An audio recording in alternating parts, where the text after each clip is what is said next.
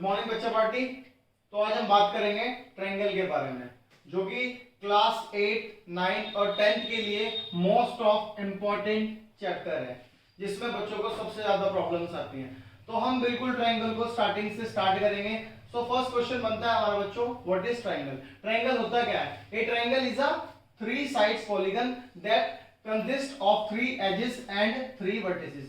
Triangle होता क्या है? ट्रायंगल होता है बेटा जो 3 लाइन सेगमेंट से मिलकर कोई भी एक क्लोज पॉलीगन बनता है। क्लोज का मतलब जो बंद होगा, और कितनी साइड होंगी उसकी?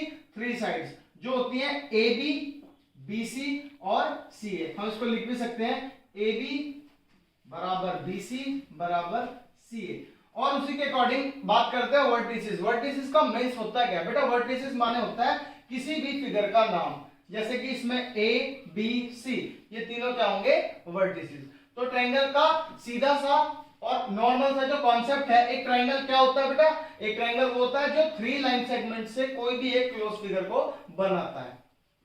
ओके बेटा, तो हम बात करेंगे ट्रायंगल्स की प्रॉपर्टीज के बारे में। अभी हमने क्या पढ़ाया? सिर्फ हमने भी पढ़ा है ट्रायंगल होता क्या है। ट्रायंगल क्या होता है? जो 3 लाइन सेगमेंट से कोई भी एक क्लोज फिगर, उसको क्या कहते हैं? हम ट्रायंगल कहते हैं। अब ट्रायंगल के अंदर 2 चीजें सबसे मेन होती हैं। सबसे पहला होता है बिहाफ ऑफ साइड और सेकंड होता है बिहाफ ऑफ एंगल।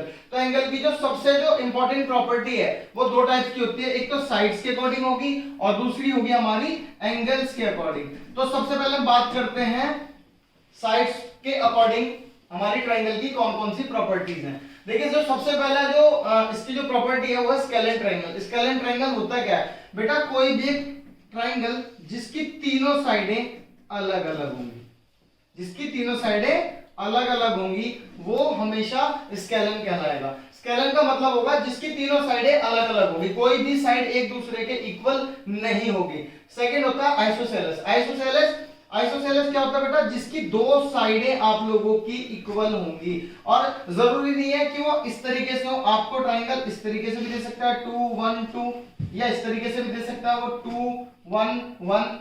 तो जरूरी नहीं है। जरूरत से ज्यादा जो इंपॉर्टेंट बात है वो ये है कि जो ट्रायंगल होगा उसकी कोई भी 2 साइड्स इक्वल होंगी। एंड द थर्ड होता है इक्विलेटरल। देखिए, इक्विलेटरल से आपको एक साउंड आपके कानों में आ रहा होगा, इक्वल। इक्वल का मतलब क्या होता है? जब ट्रायंगल की तीनों साइडें इक्वल होंगी।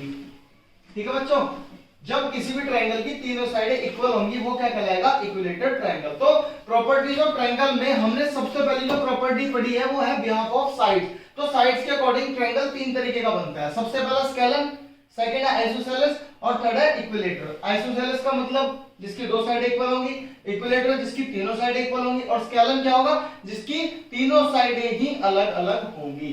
अब उसी के अकॉर्डिंग हम बात करते हैं एंगल्स के अकॉर्डिंग। बेटा, अभी हमने जो प्रॉपर्टीज पढ़ी थी, सबसे पहली प्रॉपर्टी पढ़ी थी बिहाफ ऑफ साइड्स। अब हमारी सेकंड जो प्रॉपर्टी है बिहाफ ऑफ एंगल्स के बारे में बात करेंगे। तो बेटा, जो सबसे पहली प्रॉपर्टी है वो है एक्यूट एंगल।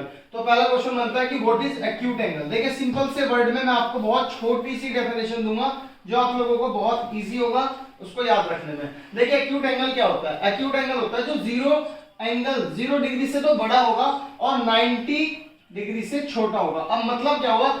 इस 0 और 90 के बीच में क्या रिलेशन रहेगा? देखिए बेटा, इस 0 और 90 का मींस ये होगा कि एक्यूट एंगल के अंदर जो एंगल होंगे वो 90 से सारे के सारे छोटे होंगे और 0 से बड़े होंगे। इट मींस 10 20 30 40 और लास्ट जो होगा वो 89 डिग्री का होगा। तो वो सारे किसके अंदर इंक्लूडेड होंगे?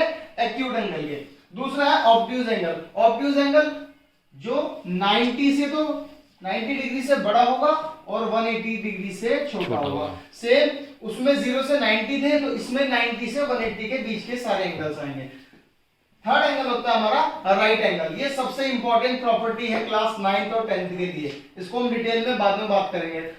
तो राइट एंगल क्या होता है? जब किसी भी ट्रायंगल का एक एंगल 90 डिग्री होगा। जब किसी भी ट्रायंगल में एक एंगल 90 डिग्री का होगा, वो एंगल हमेशा राइट एंगल कहलाएगा।